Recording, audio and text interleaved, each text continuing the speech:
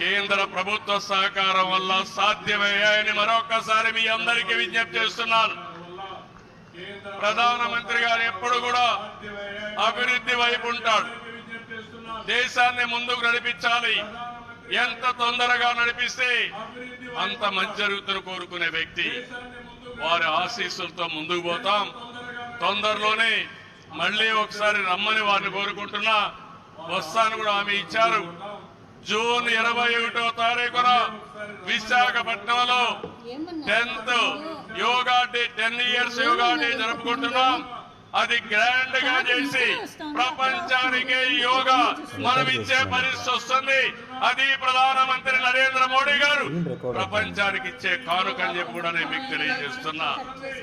ఈ యోగా వల్ల చాలా మంది ఆరోగ్యం బాగవుతుంది, కాన్సంట్రేషన్ పెరుగుతుంది. అది నమ్మిన వ్యక్తి నరేంద్ర మోడీ గారు. నమ్మడమే కాదు, దీన్ని ప్రమోట్ చేస్తున్నారు. మళ్ళీ తొందరలో వారు వస్తున్నారు.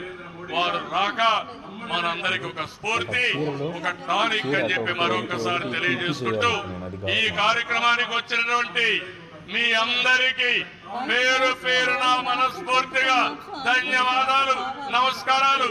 జై హింద్, జై అమరావతి, జై ఆంధ్రప్రదేశ్, భారత్ మాతా కి, భారత్ మాతా కి, భారత్ మాతా కి.